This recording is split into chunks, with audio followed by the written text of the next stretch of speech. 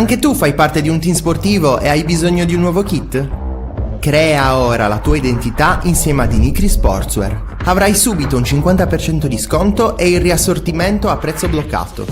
Oltre 300 sono le società che si sono già affidate a noi. E tu cosa aspetti? Contattaci subito al 379 244 8537 o entra su dinicri.com.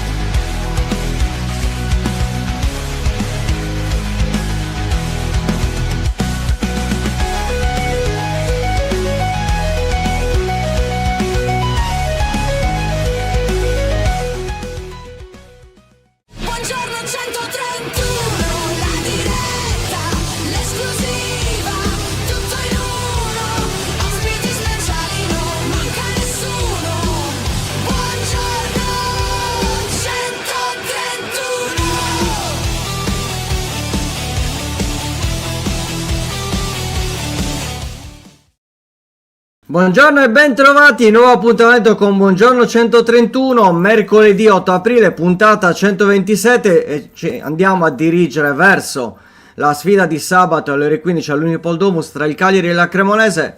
Vedo che siete già in tanti, salutiamo anche Domenico, ben trovato Domenico. Pier Giorgio, buongiorno 131, abbraccio dall'ospedale di Borgo Manero Novara, sempre col Cagliari nel cuore, un abbraccio grande Pier Giorgio. Ciao Matte, ben trovato. A quanto pare la guerra non è scoppiata, quindi ci tocca salvarci con le nostre forze e magari provando a vincere contro la Cremonese. Buongiorno Traccada, buongiorno Dani, ben trovata, buongiorno Bilancizio. Vitallone Fanta, ma lasciamo perdere il discorso Fanta perché è veramente un accaporetto quest'anno. Ottobre-novembre ero primo in 2 leghe, ora sono ultimo e penultimo, un crollo totale, mai successo una cosa del genere. Buongiorno Simo, ben trovato. E quindi ritornando un po' al discorso anche che ha fatto Matteo, è ovvio che sabato il Cagliari ha un solo risultato, c'è poco da fare, anche il pareggio sarebbe comunque una mezza sconfitta, che è meglio di una sconfitta, intendiamoci, però quello che si chiede appunto al Cagliari è di avere una reazione che non si vede da tanto tempo. Ne parlavamo anche ieri, forse dalla parità col Como, ecco, col Como forse il Cagliari ha avuto una reazione, per il resto non ci sono sembrati quindi delle situazioni particolarmente positive. Abbiamo visto anche l'ultima sfida contro il Sassuolo, in vantaggio nel primo tempo, entri, prendi subito il pareggio, prendi il 2-1, sbagli il 2-2 con Obert, però in generale non è questo il Cagliari che deve lottare per la salvezza, con la bava alla bocca, continuo a ribadirlo. Sì, possiamo cestinarli. No, il problema, sai qual è la cosa clamorosa? Che a dare i consigli va bene, il problema è quando faccio io le scelte, vabbè, non è le scelte, purtroppo quando hai dei giocatori, mi viene a pensare Orsolini, ho avuto l'infortunio di De Bruyne, sì, a ottobre, però in quel periodo ero primo, l'infortunio di Scamacca, Ken, parliamo di Boga che è l'ultimo arrivo, che comunque stava rendendo ma l'ultima non l'ha giocata, insomma situazioni interessanti. Per dire, in panchina ho lasciato Mancini, ho lasciato Del Prato, quindi parliamo proprio di una situazione dove le scelte fatte a inizio stagione non hanno ripagato. Quest'anno ci sono stati tanti flop, quindi un'annata particolare. Diciamo che primo chi ha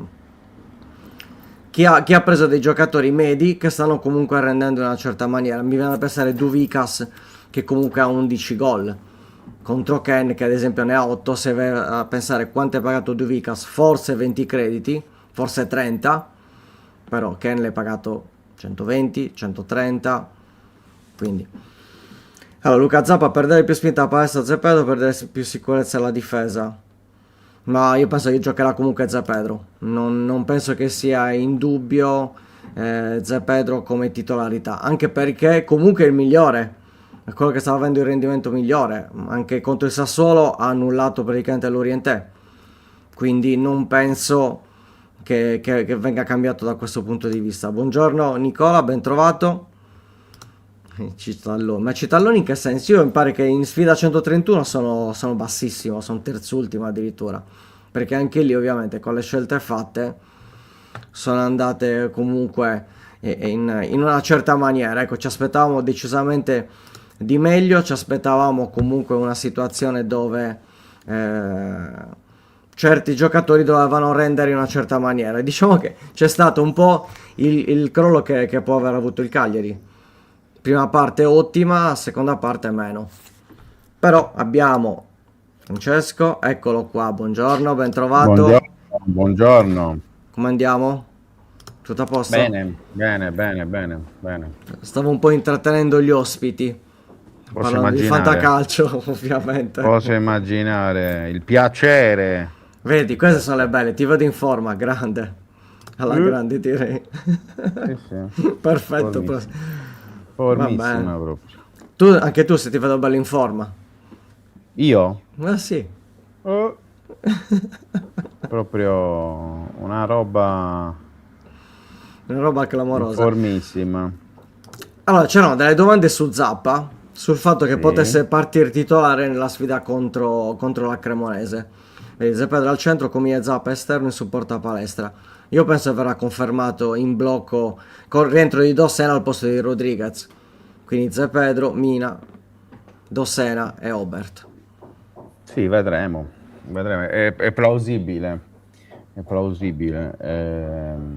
Zappa in questo momento sta pagando, l'abbiamo già detto, no? Il fatto che Zé Pedro è l'unico della difesa che è intoccabile per quello che sta facendo vedere, perché veramente non ha sbagliato mezza partita dalla Juve in poi. Forse è l'unica partita in cui è stato insufficiente, ma come tutto il resto della squadra è stata a Pisa. Vabbè.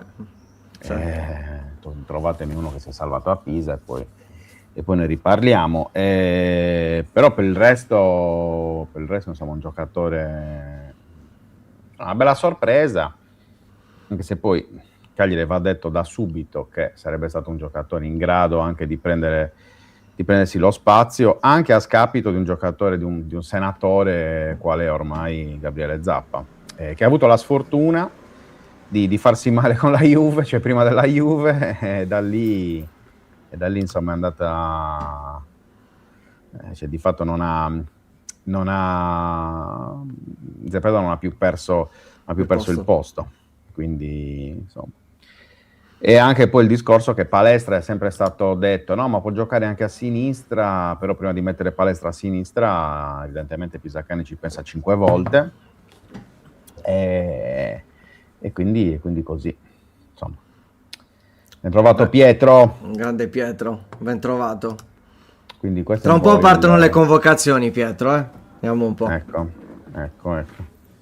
Quindi insomma questo è un po' il discorso. Poi cioè, finora Zé Pedro ha giocato bene in quella posizione, quando è stato accentrato nella difesa a 4, tipo a Pisa, quando è uscito Mina, Esatto. ha faticato Ad anche esempio. lui. E quindi insomma è un peccato perché comunque Zappa, ripeto, è un giocatore che meriterebbe più spazio, però si è ritrovato in questa condizione, in questa situazione particolare, chissà, o poi magari queste ultime giornate Pisacane si riaffiderà anche a lui in un'ottica di rimettere al centro un po' i senatori, i giocatori più esperti, cioè ci potrebbe anche stare. Io non mi stupirei su questo fronte. Tra l'altro, do giusto un dato: Zappa nel Sì. giro di ritorno ha giocato solo una partita da titolare contro il Lecce. Bene. Vabbè. Quindi solo una. È entrato 1, 2, 3, 4 volte, mentre per 6 partite non è nemmeno entrato.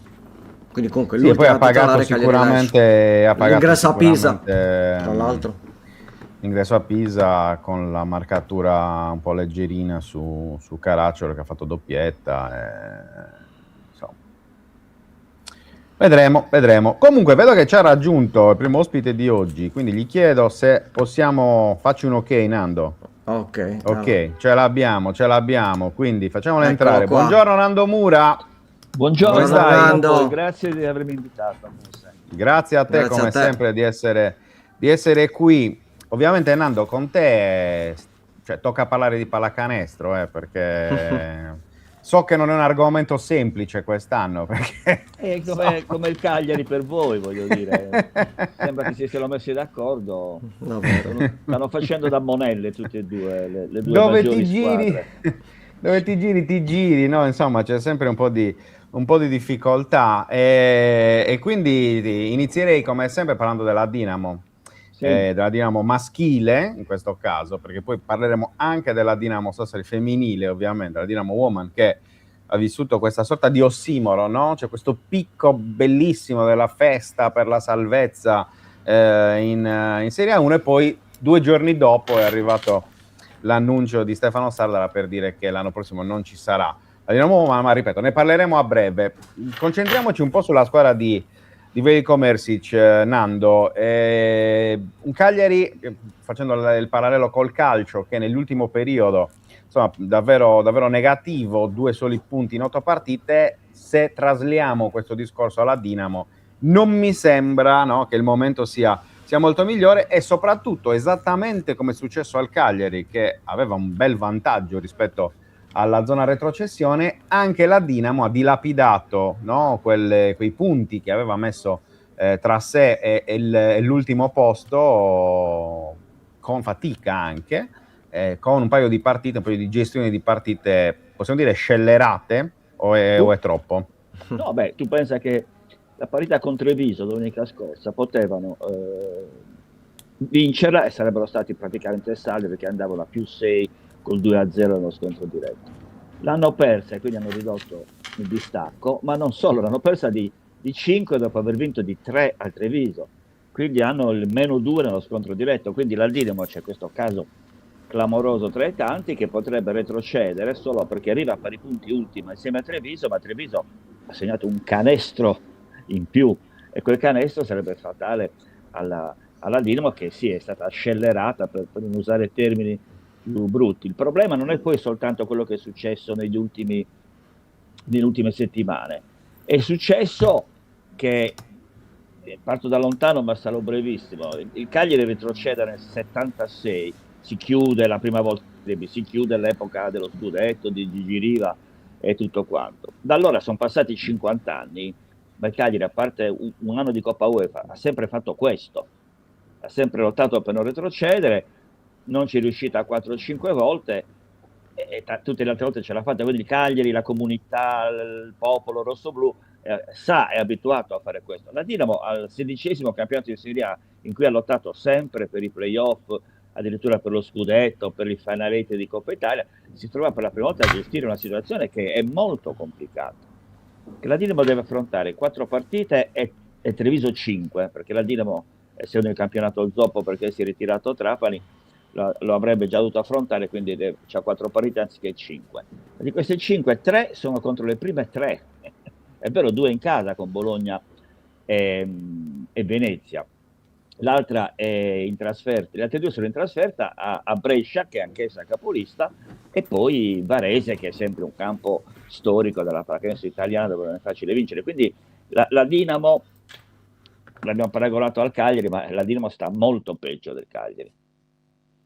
Assolutamente, stiamo vedendo, Nando, appunto, il calendario con le ultime 10 giornate, le ultime 10 partite giocate dalla Dinamo, 2 sole vittorie. Non c'è il pareggio nel basket, quindi sì, non si può fare il paragone col Cagliari, però insomma ci assomiglia abbastanza come situazione preoccupante. Io ero al Palassera di Migni contro Treviso, tra l'altro mi hanno rovinato la mia imbattibilità cestistica, perché è stata la prima partita dal vivo che ho visto nella mia carriera in cui una squadra sarda ha perso, quindi insomma già questo mi ha fatto un po' avvelenare il sangue, possiamo dire così, Nando.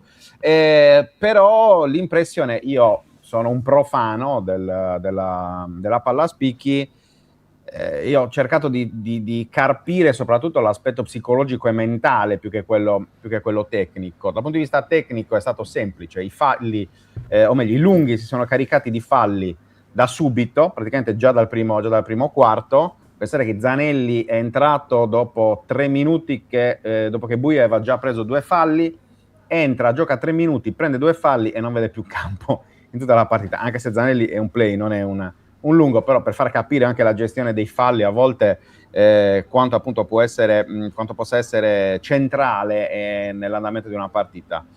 Tutti gli altri, appunto, da Thomas in giù, Thomas, McGlynn, lo stesso Vincini, si sono caricati di falli e hanno chiuso col quinto fallo in maniera quantomeno discutibile, possiamo dire così, Nando. Cioè, penso al quinto fallo di Thomas che prende il tecnico, insomma, era una partita che probabilmente era già vinta, perché a quel punto la Dinamo, dopo essere riuscita a rimontare in un primo quarto, dopo un primo quarto orribile, è riuscita a rimontare, a cambiare un po' l'inerzia del match. Poi in realtà nell'ultimo quarto, un quarto pessimo, 32 punti subiti, cioè un qualcosa di veramente allucinante, ha bruciato tutto quello che è successo. Ecco, non so se poi tu hai visto la conferenza stampa di Mersic nel post partita.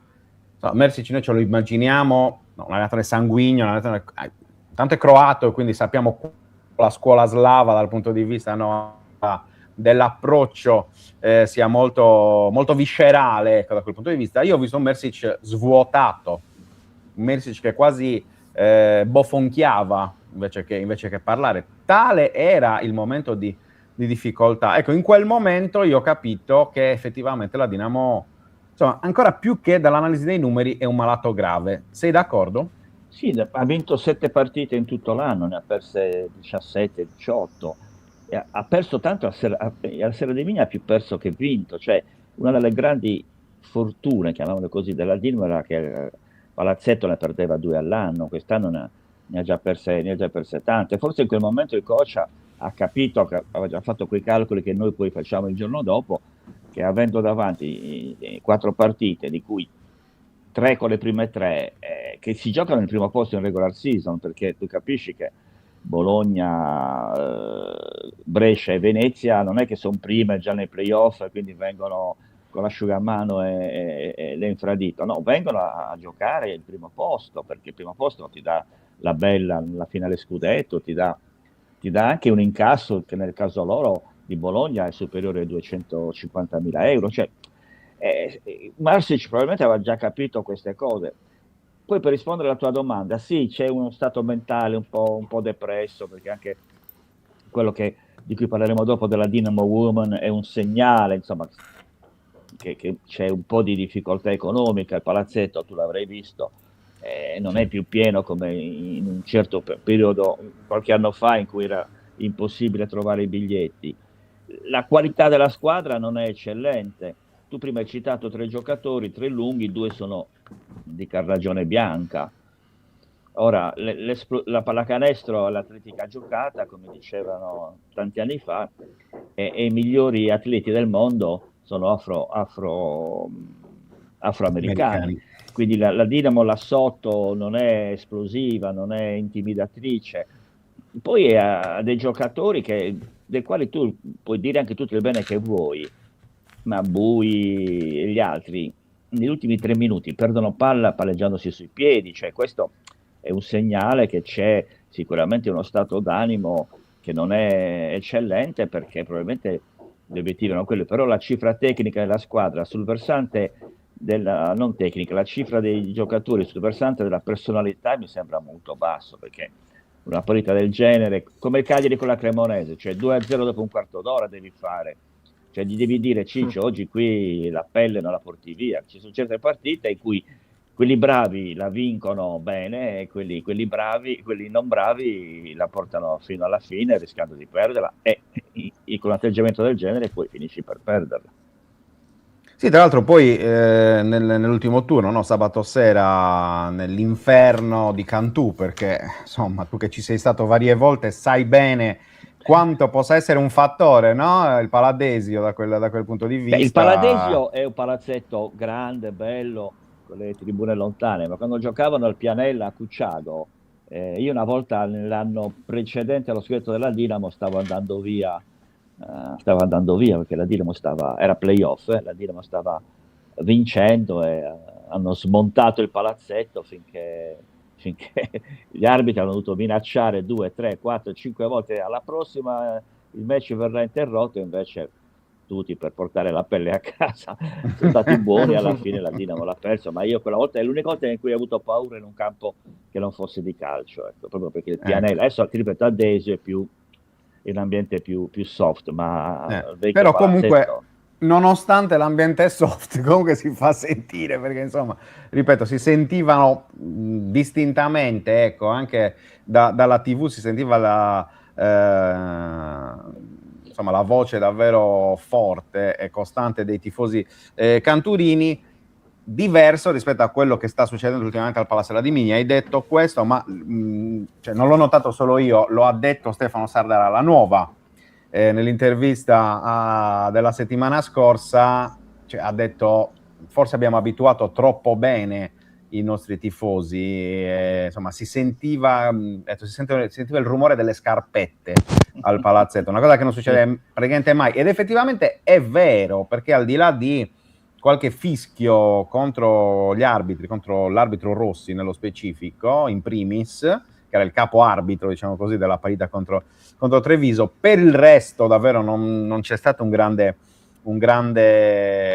appoggio, ecco, da parte del palazzetto, in una partita decisiva, in una partita che magari in altri anni, no, non solo sarebbe stato sold out il palazzetto, ma effettivamente per Treviso sarebbe stato molto complicato riuscire a portare a casa una partita così, e soprattutto riuscire a stare in partita, perché l'errore secondo me fatto dalla Dinamo è stato quello di non ammazzare la partita nel momento giusto, nel momento in cui, no?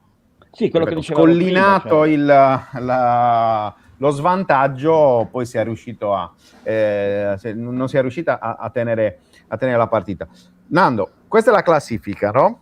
sì. E lo hai detto prima, no? Cioè la Dinamo deve giocare contro le prime tre e contro la sesta forza in classifica, quindi di fatto sono tutte partite contro squadre già, cioè, o meglio, No, Varese sta lottando per i playoff. Ah, no, scusami, ho confuso con Trieste. La Dinamo Ma comunque giocherà a Varese proprio. Ecco, è una partita comunque contro una squadra che si sta ancora giocando qualcosa, cioè il senso di base era quello. E come si affronta questo finale di stagione sapendo che a livello di testa nelle partite topiche recenti è mancata proprio la testa, anche se poi in realtà contro Cantù, al di là dell'ultima scelta di Macon abbastanza rivedibile, diciamo così, è l'ultima scelta di tiro rivedibile, per il resto comunque la squadra è rimasta anche lì, partita punto a punto, va avanti Cantù, poi arriva avanti la Dinamo, insomma poi alla fine perde di 2 punti, però forse lì, ecco, con la testa c'è stata fino alla fine, tolto, ripeto, l'ultimo tiro, e quello può capitare. Come si affronta questo rush finale così complicato? Si affronta intanto con molta paura, quella ce l'hai addosso perché ti sei trascinato un campionato deludente, quindi arrivare a questo punto della stagione è brutto. Si gioca anche, hai detto tu prima, nel basket non c'è il pareggio, quindi tu vai a giocare a Varese, no? O a Cremona nel caso del Cagliari, o con una diretta concorrente, puoi sempre rifugiarti nel pareggio.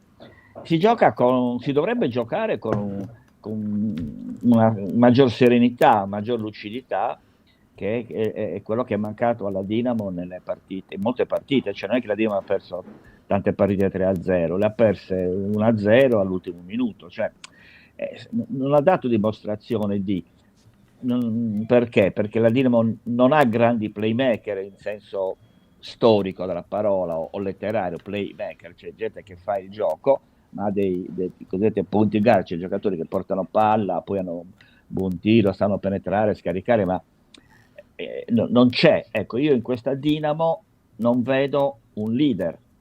Il leader sarebbe dovuto essere Dashon Thomas, che non è più giovanissimo, gioca vicino a canestro, non è obbligatorio essere playmaker per essere anche leader, ed è quello per il quale lo stesso Sardara ha speso brutte parole, cioè il più deludente di tutti è stato proprio il nostro leader, il giocatore che forse anche rappresenta l'investimento maggiore dal punto di vista economico.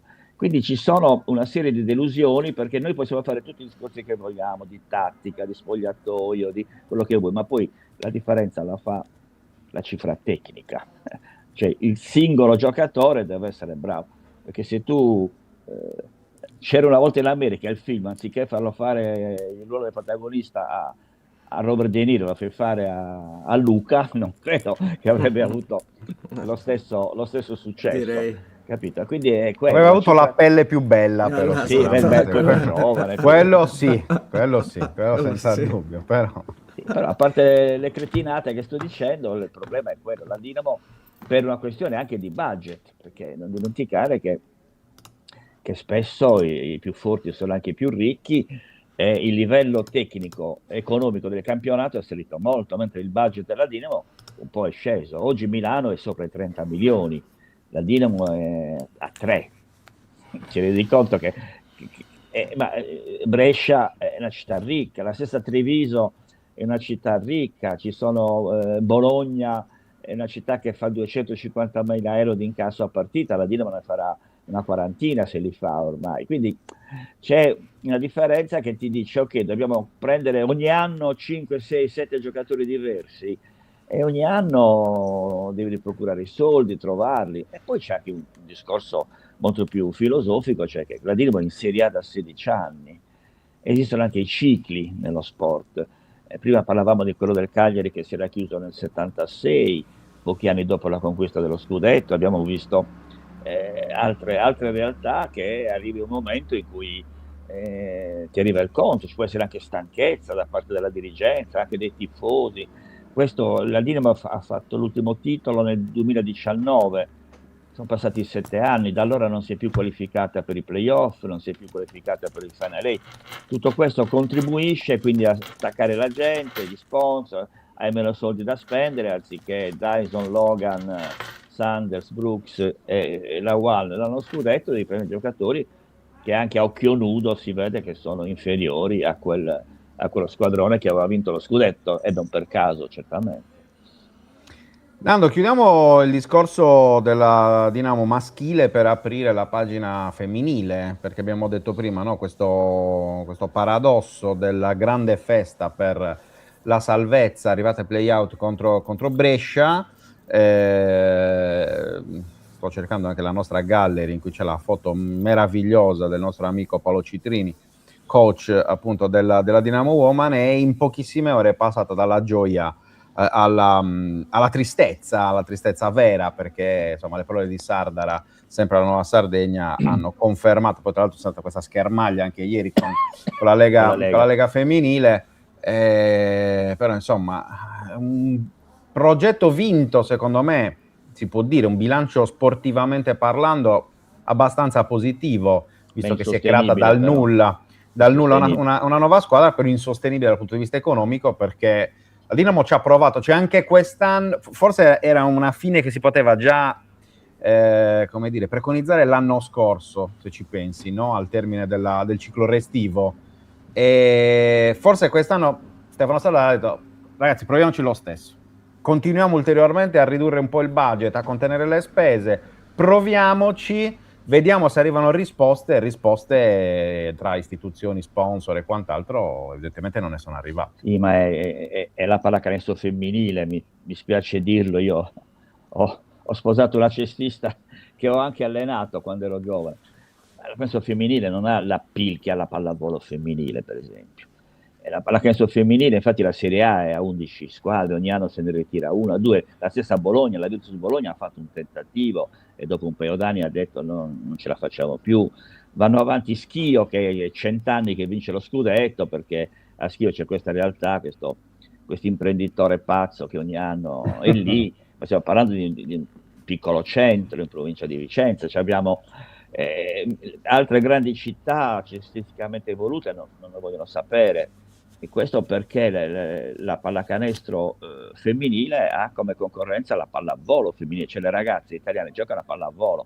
E qualcuno dice giocano a pallavolo perché nella pallavolo puoi giocare con un chiodo piantato nella lingua e l'arbitro non te lo fa togliere, puoi giocare con gli orecchini, puoi giocare con gli anelli, cioè invece nella pallacanestro, come ben sapete, l'arbitro prima partita ti fa togliere l'anello, invece le ragazze possono mantenere una loro femminilità e giocano col piercing nella bocca, perché non c'è contatto fisico, quindi anche lì sono più salvaguardate dal punto di vista dell'infortunistica, che è brutta per gli uomini ma anche e soprattutto per le donne. Quindi è la pallacanestro femminile che soffre. Adesso ultimamente le vittorie della nazionale hanno portato un pochino più di interesse attorno a questa disciplina, però detto francamente io non ho mai creduto che il progetto Women Assassin attecchisse, così come ero stato fin da subito abbastanza pessimista per il caso dell'Academy a Cagliari, per motivi diversi, ma sempre legati al fatto che tu devi vincere molto, perché se tu vinci molto e la uomo fosse stata capolista dopo 5 giornate, il palazzetto non aveva avuto 50 spettatori ma almeno 500, perché poi le cifre sono quelle, cioè non è che la Dinamo Woman muovesse tanto pubblico, e ci vuole il territorio che ti sostiene, il tessuto che ti sostiene. Sassari è un piccolo centro, non ha la grande industria o i miliardari dietro, e Sassari non è neanche capoluogo di regione, voglio dire. E poi c'è il fatto che c'è già la Dinamo, cioè il tifoso della Dinamo che paga 40-30 euro ogni volta che deve andare lì, e poi deve pagare anche 10 per le cose, e poi per la uomo.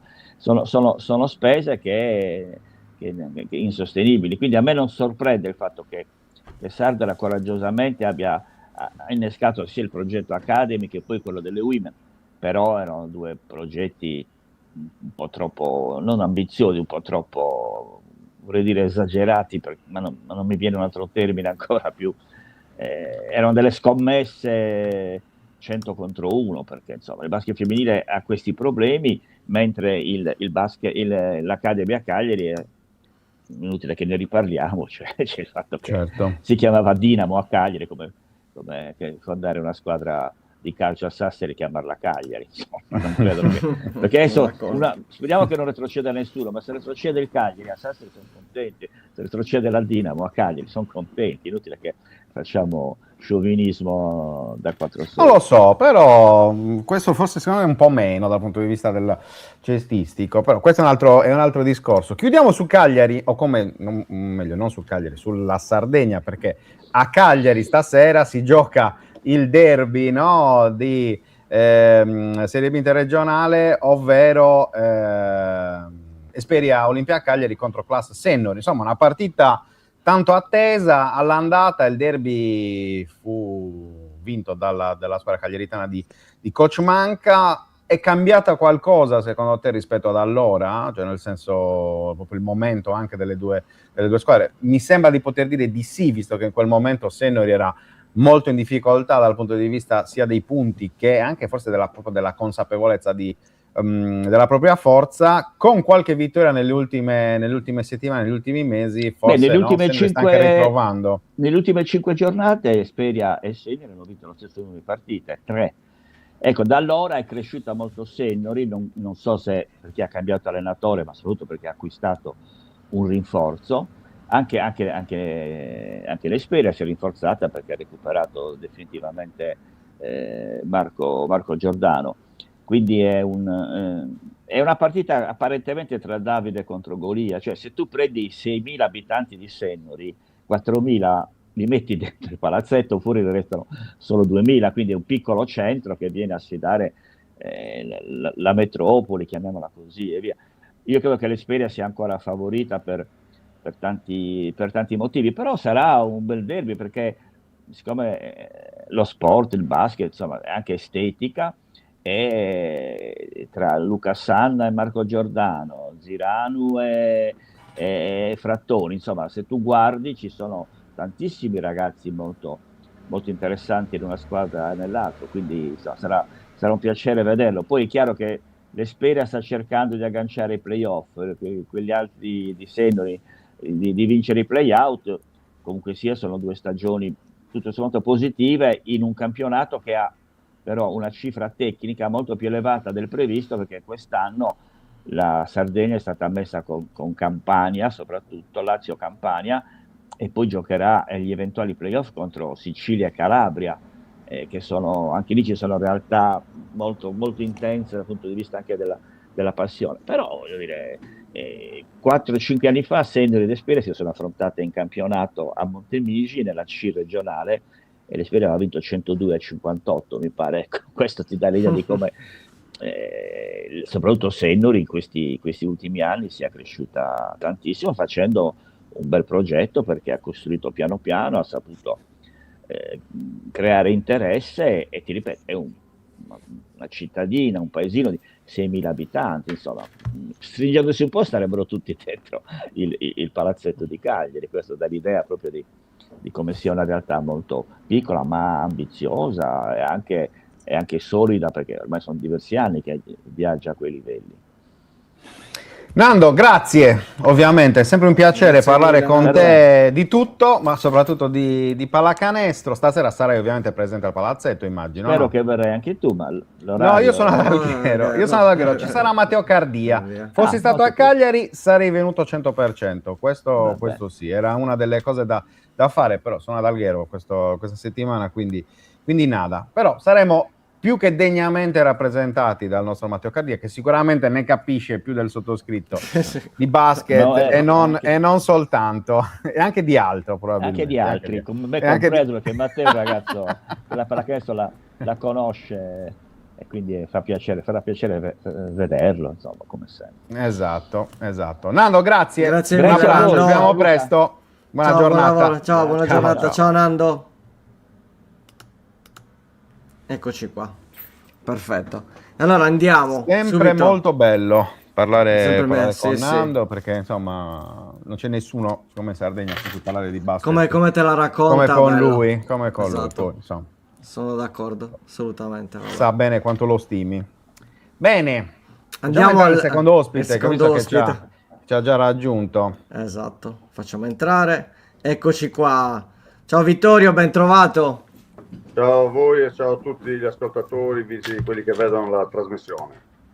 Come stiamo, stai? Vittorio? Se devo dire la verità, un po' deluso dall'andamento del campionato del Cagliari, però sempre speranzoso che si riesca a portare in porto questa salvezza, che per tutta l'isola, per tutti i tifosi del Cagliari, comunque per quelli che vivono fuori la Sardegna, sarebbe veramente un'impresa bellissima, perché il Cagliari è un patrimonio di tutti noi sardi.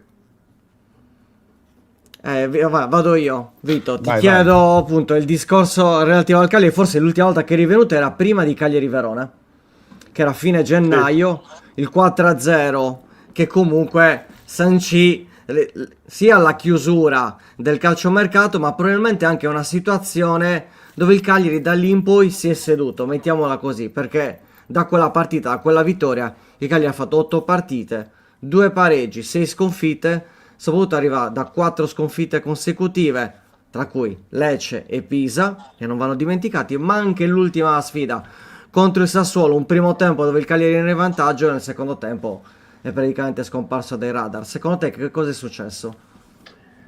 Ma sai, al di là delle sconfitte, perché sai, uno può perdere però giocando bene, il problema è questo, che invece il Cagliari sta perdendo, soprattutto nel secondo tempo, mollando proprio la partita, cioè non combattendo, non avendo quella rabbia, quella cattiveria agonistica che serve a una squadra che fino a qualche settimana fa stava bene, adesso in grossa difficoltà. Quindi io anche a Sassuolo ho visto la partita, ho visto un buon primo tempo, un secondo tempo disastroso, poi perché è salita un po' la forza del Sassuolo, certo, sicuramente rispetto a Cagliari è leggermente più forte, ma non è questo, non è soltanto questo. Io credo, vedo un po' anche la forma fisica un po' giù, e questo è preoccupante soprattutto perché sabato si va a affrontare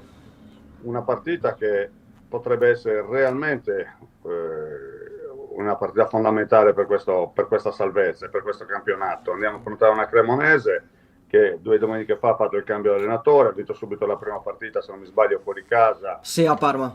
Col Parma, se non ricordo male.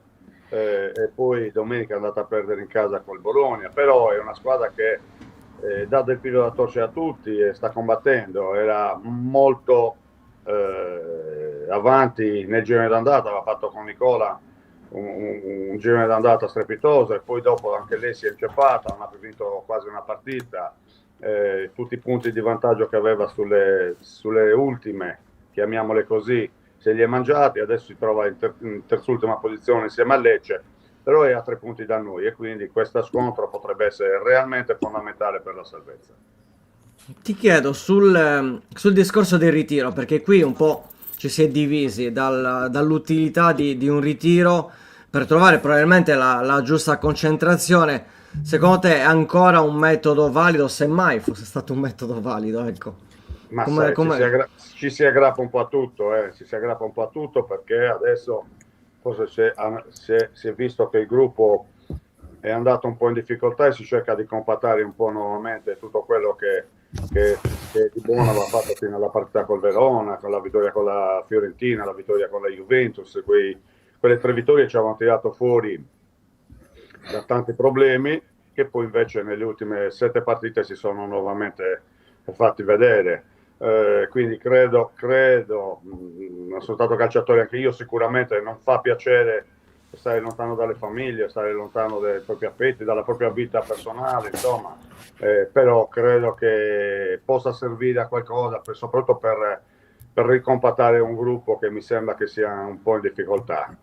Ho visto dopo le 3 vittorie troppo social, tante interviste, tante parole spese, siamo qui, siamo là, però poi alla fine il campionato dura 38 partite e vanno giocate tutte a 38. Adesso ne sono rimaste 7, 8, aspetta che le conto perché me le sono 7, segnate, 1, 2, 7. 3, 4, 5, 6, 7 partite e dopo questa con la Cremonese vedo che ci sono degli scontri abbastanza importanti con squadre che sicuramente sono più forti del Cagliari sulla carta e poi abbiamo 2 partite in casa che potrebbero essere, ripeto, anche quelle fondamentali con Udinese e Torino e qui ci giochiamo secondo me la permanenza in Serie A, però quella fondamentale è questa domenica e sabato con la Cremonese.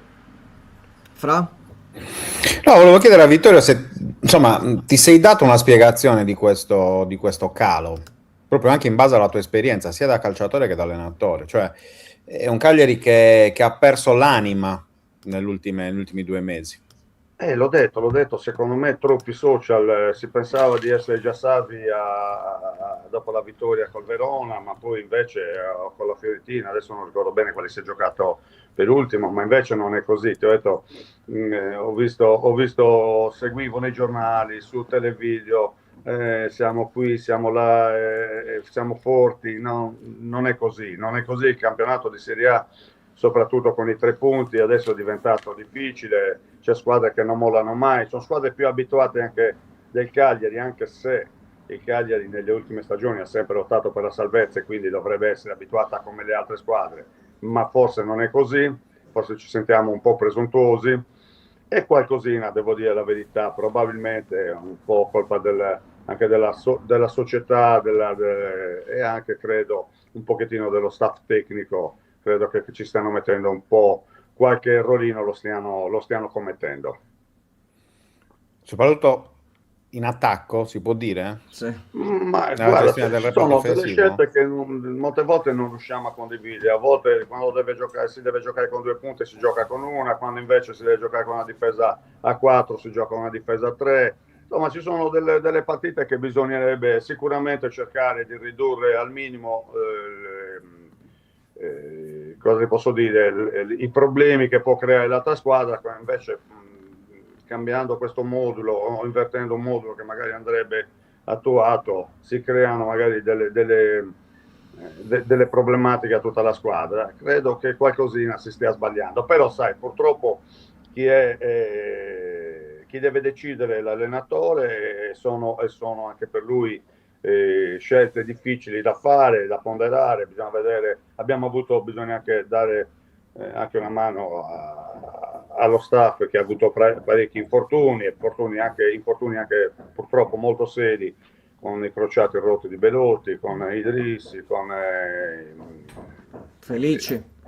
sì, Felici, che io reputavo un giocatore per questa stagione fondamentale, perché ogni volta che entrava faceva la differenza in campo, come la sta facendo Palestra dall'altra parte, però non possiamo pretendere che Palestra sia il risolutore di tutte le partite del Cagliari. È vero che quella fascia la fa 100 volte, ma è anche vero che non è uno che poi ti fa i gol, perché credo ne abbia fatto uno, se non ricordo Uno, a male. Firenze, sì. Ne ha fatto uno, fondamentale anche, questo sì, ma non è uno che la porta, purtroppo ce l'ha nel DNA, o il gol ce l'ha nel DNA, e quindi bisogna affidarsi ad altri giocatori. E credo che gli altri giocatori, soprattutto Esposito, che reputo secondo me un buon giocatore, lo vedo troppe volte indietro, troppo dietro, anzi, mettiamo così, e quindi sicuramente fa più fatica a vedere la porta, perché giocando quasi da, non voglio dire difensore, ma da centrocampista, è logico che poi a rifare 70 metri di campo in avanti si fa un po' più di fatica. Quindi, non lo so, ci sono delle cose che probabilmente adesso dovranno aggiustare in queste ultime partite. E poi, come hai detto tu, anche il cambio sempre degli attaccanti, un giorno gioca Chiricosi e un giorno gioca Esposito, un giorno non gioca uno e non gioca l'altro, insomma ci sono un po' di problemini da risolvere, però non siamo noi che li vediamo tutti i giorni, ma bensì l'allenatore, quindi deve fare delle scelte che secondo lui sono mirate a far bene. Ti chiedo, Vito, sul discorso che abbiamo parlato un po' anche del discorso social, il discorso giovani, un po' il Cagliari a livello nazionale ha probabilmente avuto una visibilità che quasi non ci si è abituati qua a Cagliari a avere così tanta visibilità da parte del Cagliari, che è combaciato, il caso ha voluto probabilmente questo, dopo appunto quelle 3 vittorie, finito il mercato, il Cagliari che non riesce a vincere, gli infortuni, come hai detto bene tu, però ora sono ritornati anche i giocatori con esperienza.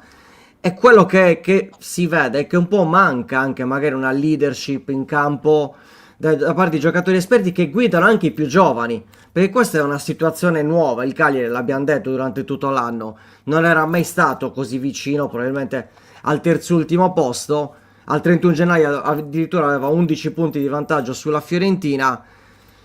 In questa situazione che ruolo ha l'allenatore? Perché qui bisogna anche capire come l'allenatore trasmette le indicazioni non solo tattiche e tecniche alla squadra, ma anche a livello mentale, perché comunque il Cagliari viene da 4 sconfitte consecutive, 4 sconfitte diverse, ma sinceramente a 7 giornate dalla fine ci deve essere questo cambio, questo ritorno al passato, perché non si è più visto quel Cagliari.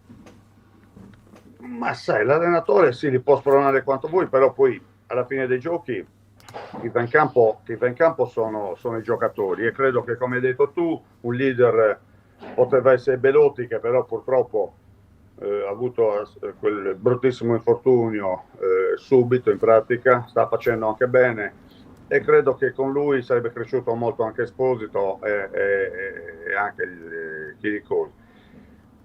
Quindi credo che non abbiamo un leader in campo, come non abbiamo un regista importante, anche se abbiamo adattato Gaetano a fare il regista. C'era Prati, ma anche il Prati secondo me non ha mai svolto il ruolo che poi gli veniva chiesto dal regista.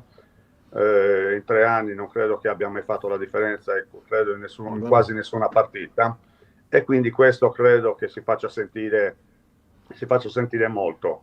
Abbiamo dato via Luperto per portarci a casa 5 milioni di euro, se non mi sbaglio, quando forse con la cessione di Luperto da lì è incominciata forse la debacle di questo Cagliari. Credo che con Luperto probabilmente avremmo avuto qualche punto in più, e mi dispiace che si sia basato tutto, dopo appunto quelle 3 vittorie e 11 punti di vantaggio sulle terzultime, si sia più pensato a guadagnare dei soldi che non in effetti a rinforzare una squadra che in quel momento stava facendo molto bene.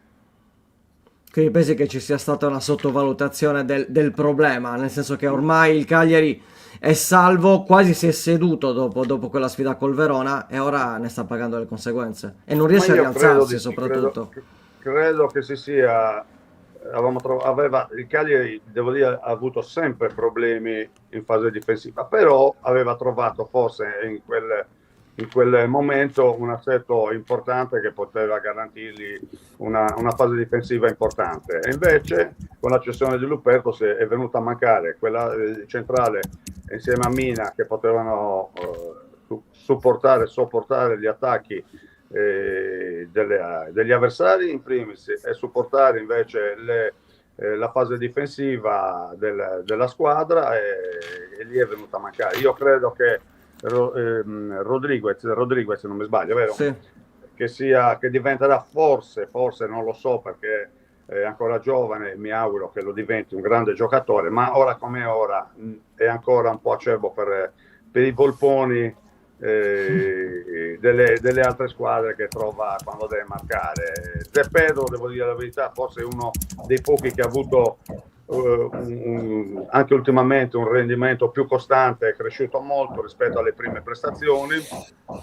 Mina sappiamo che purtroppo deve convivere con degli acciacchi fisici che forse non lo fanno mai rendere al 100% e che potrebbe essere il leader perlomeno nella fase difensiva di questa squadra, ma che purtroppo a volte c'è, a volte manca, a volte viene sostituito e questo purtroppo non sta avvenendo.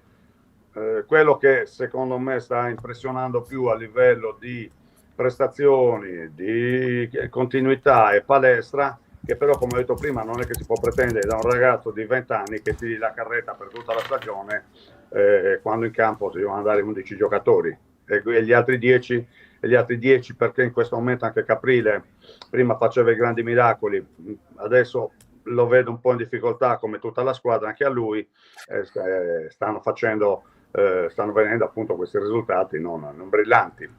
È anche vero, bisogna dire, come hai detto tu, che il Cagliari gioca con una formazione molto giovane, è anche vero che giocava con 8-9 italiani, adesso sta giocando al massimo con 5, forse 6 italiani e gli altri sono stranieri, forse invece si è visto il miglior calcio quando giocava con più italiani in campo e più giovani anche. perfetto. Fra? No, uno dei temi, Vittorio, è chiaramente la figura di Pisacane che nelle ultime settimane, negli ultimi mesi è chiaramente al centro delle critiche, al centro delle polemiche, un po' per la gestione di alcune scelte, tutto. Chiaramente non si può dare un giudizio soltanto oggi, visto che mancano ancora 7 partite, però fino a qua, secondo te, com'è stata l'esperienza in panchina del tecnico rossoblu? Ma guarda, se ti devo dire la verità, fino a qualche settimana fa la reputavo con i vari errori che poteva anche commettere, essendo un allenatore giovane e alla prima esperienza in Serie A, la reputavo positiva. Adesso siamo purtroppo scesi di classifica e credo che adesso deve farsi vedere la qualità dell'allenatore, il carisma dell'allenatore. Non deve appunto far pesare la classifica che il Cagliari in questo momento ha, ma deve stimolare i giocatori a dare sempre di più in campo e lo vedremo appunto in queste prossime 7 partite,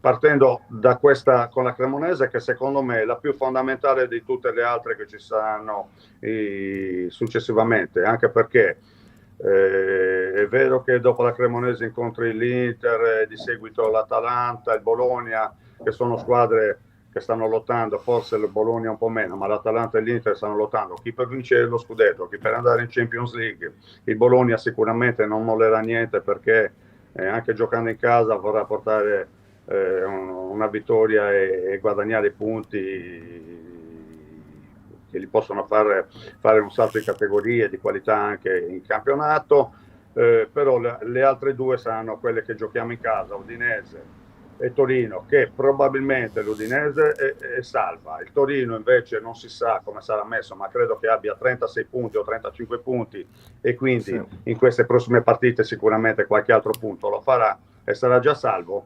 E l'ultima col Milan, sai, l'ultima col Milan bisogna vedere anche il Milan, c'è Allegri ex Cagliari, magari ci farà qualche favore, non lo sappiamo, però magari giocherà con una formazione, essendo forse già in Champions, già una posizione certa di classifica, probabilmente non giocheranno magari alla morte, come invece secondo me dovrà giocare il Cagliari fino all'ultima partita. Adesso non ho visto bene il calendario del Lecce e della Cremonese, ma credo che siano migliori sicuramente di quello del Cagliari. Sì, Lecce ha diversi scontri diretti, la Cremonese è un po' più semplice, anche se non si può mai dire, perché insomma, chi è che avrebbe pensato che il Cagliari avrebbe perso 3-1 contro il Pisa?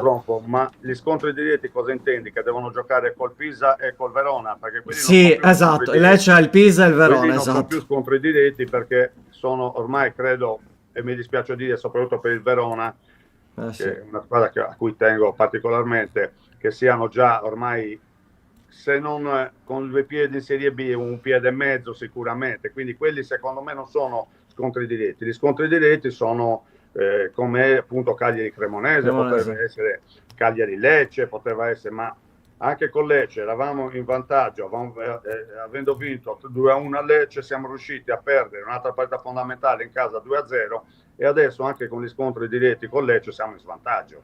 Adesso abbiamo pareggiato a Cremona, 2-2 se non ricordo male. 2-2, abbiamo sì. questo scontro diretto che è fondamentale, speriamo di vincerlo perché se male auguratamente dovessimo perdere anche con la Cremonese saremo in svantaggio arrivando a pari punti. Bisogna guardare anche ormai tutte queste situazioni e non siamo proprio messi benissimo. Te lo dirò comunque dopo questa partita con la Cremonese, perché poi ripeto, qualche altro punto lo potremo portare via con l'Udinese e il Torino e allora potremo dire di essere salvi. Fra?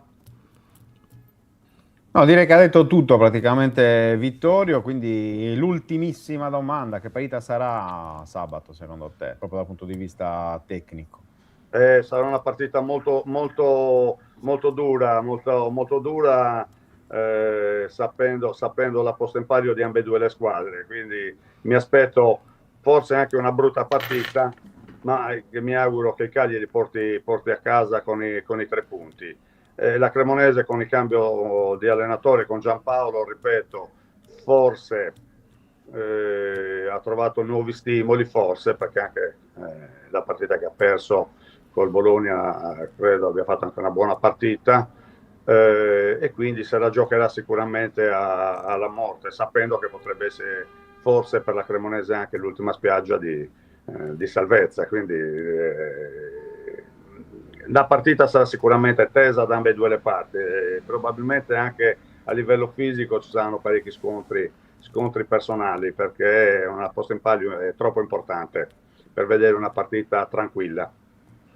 Quindi mi auguro, tra virgolette, che sia una brutta partita che il Cagliari porti a casa, piuttosto che una bella partita che la Cremonese invece porti a casa. Quindi questo è l'auspicio da tifoso del Cagliari e queste critiche che sto facendo non sono, e questo che sto dicendo non sono una critica contro chi ha gestito quest'anno il Cagliari, ma dovrebbe essere uno sprono, perché le critiche fanno meglio dei complimenti, perché infatti quando abbiamo avuto troppi complimenti abbiamo visto il vantaggio che ne abbiamo tratto. Speriamo che adesso con le critiche si riesca invece ad invertire questi risultati negativi che stiamo ottenendo. Ripeto, troppo social non va bene. Meno social per tutti. Io non so nemmeno come si mette, se tu non mi spieghi, o c'è la mia compagna che mi mette la diretta, non so manco come si fa, perciò fai conto, io non ho mai avuto social, non ho Facebook, non ho Instagram, non ho niente, e devo dire la verità, faccio una vita tranquilla come l'ho sempre fatta. Quando poi invece si comincia a parlare troppo, sei forte, sei bello, sei qui, sai, troppi complimenti a volte fanno peggio delle critiche. Vero, verissimo. Vito, grazie davvero per per questo tuo intervento, insomma, Volevo speriamo, dire una ecco, cosa, mi permetti? vada. Abbiamo visto Nando, che oltretutto Ecco. saluto perché lo conoscevo quando era a Cagliari, ho avuto la fortuna di conoscerlo, bravissima persona, grande personaggio, però vedi, io sono uno sportivo e da sportivo dico, faccio tifo per la Dinamo Sassari, per le donne, l'ho seguito anche l'altro giorno, non ho visto la partita ma ho visto subito il risultato. Avevano vinto fuori casa, poi hanno perso in casa, meno male che poi sono andate, no, avevano vinto in casa, perso così era, no, adesso non mi ricordo, comunque Perso in casa, vinto in trasferta e rivinto in casa. Poi avevano perso in casa, vinto fuori casa e Esatto. rivinto in casa, quindi anche per quanto riguarda la Torres, io se la Torres va avanti sono contento, perché da sardo le uniche realtà che abbiamo sportive importanti sono queste, e quindi mi auguro che tutti i sardi facciano tifo per le squadre sarde, che possono essere di Sassari, di Nuoro, di Olbia o di Cagliari. Quindi viva lo sport e forza Cagliari e forza tutte le squadre sarde. Grazie Vittorio, anche di Oristano, visto che non Anche le Oristano. si chiama anche Oristano, perché Qualcheduna non mi sia mai che poi qualcuno poi ci amici, perciò certo, Oristano pure, no, Gianfranco Matteoli ci rimane male poi, certo, allora anche e poi ti arriva la Tarro. ti arriva subito il messaggino di Gianfranco, che Va salutiamo bene. ovviamente. Vito, grazie, ci vediamo Grazie presto. mille Vito, Un un abbraccio. saluto a tutti. Ciao, Vittorio, grazie. Ciao. Ciao. Non ci avevo Eccoci fatto qua. caso che Vittorio fosse venuto prima del Verona, quindi c'è anche il discorso Sì, scaramanzia da parte Sì, di sì. Luca Di Leonardo.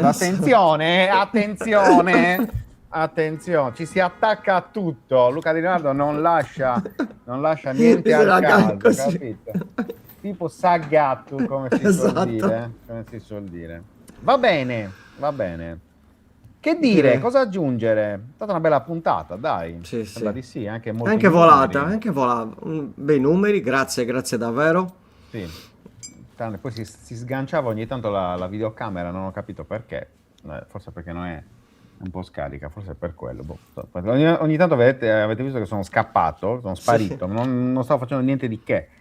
Stavo combattendo con la videocamera che si sganciava da sola. Vabbè. Sì, con i cornetti ripieni. Marco, questo- sarà la settimana prossima, Infatti. perché ho visto che l'ha L'anno chiesto prima. Sì, c'era Parlo ovviamente del sempre dibattito Marco. comune per lo stadio. Settimana prossima, perché questa settimana il Consiglio Comunale di Cagliari non si riunisce, e quindi verosimilmente sarà la prossima, visto che è il primo punto all'ordine del giorno, quindi insomma, Ci sta. così è. Benissimo. Allora, domani avremo il collega di Cremona. Tra l'altro sono stato ieri da loro, insomma, anche a Cremona non stanno benissimo, mettiamola così. Ci parliamo. Sì. Gianluca, non Lui ti è metto dei nemmeno in tempi- visione. Lui è dei tempi in cui il canestro era ancora tappato. Quadrato. Quindi ogni volta bisognava andare, no, era tappato, non era bucato. Quindi ogni volta bisognava salire per recuperare la palla con la No, scala, era il quindi- tempo in cui lo facevi col cerchietto e quindi dovevi battere nel muro. Non c'era ancora il canestro, c'era il cerchietto. Penso di sì, caro Traccade. Non sono un grande frequentatore, cioè, o meglio, sono almeno 4-5 anni che non ci vado, ma dovrebbe essere pienamente operativo ancora. Insomma, vive ancora vince ancora la sua battaglia contro il diabete, cioè combatte ancora la battaglia contro il diabete, ma sono tanti poi ad Alghero, sapete, aprono, chiudono. Questo è il periodo in cui sta iniziando a rifiorire la città, visto che insomma già pieno di turisti, per cui va bene. E qui ci vediamo domani? Sì, assolutamente. Domani ore 10. Domani puntata doppia. Mattina Buongiorno 131 e di sera Fanta 131. Quindi bisogna prepararsi per bene. Molto bene. Molto bene. A domani, bella gente. Va bene? Grazie Commentate, ancora ragazzi, like, grazie. mi raccomando. Abbonamenti se volete, donazioni, fate quello che volete. Supportateci, assolutamente. Esatto. Va bene, allora buona giornata, grazie ancora, siete stati tantissimi anche oggi e ci vediamo domani alle 10. Ciao Fra Ciao. e sigla.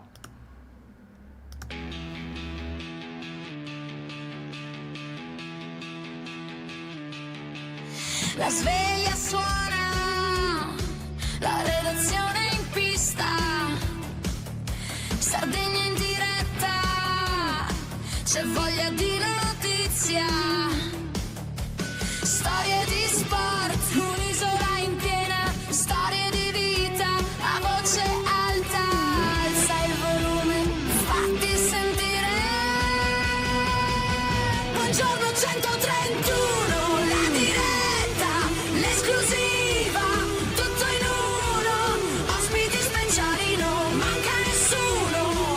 Buongiorno 131.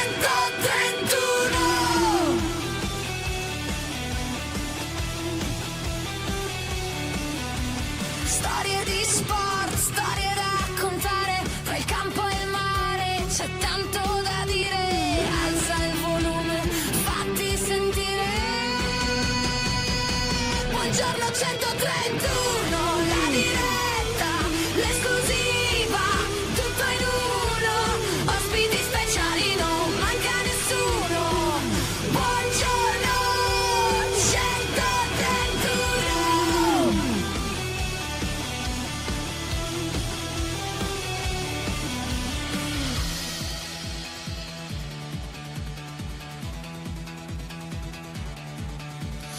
Alza il volume, fatti sentire, la Sardegna voce è pronta a stupire, un ritmo che batte, che non vuol finire.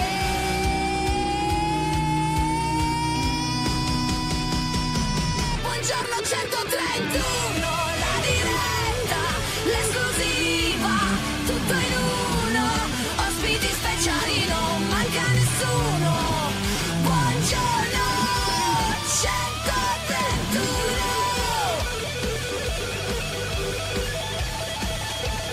131.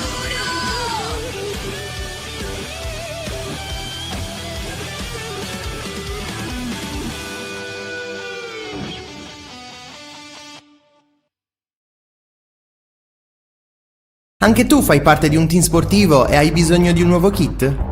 Crea ora la tua identità insieme ad Inicri Sportswear. Avrai subito un 50% di sconto e il riassortimento a prezzo bloccato. Oltre 300 sono le società che si sono già affidate a noi. E tu cosa aspetti? Contattaci subito al 379 244 8537 o entra su dinicri.com.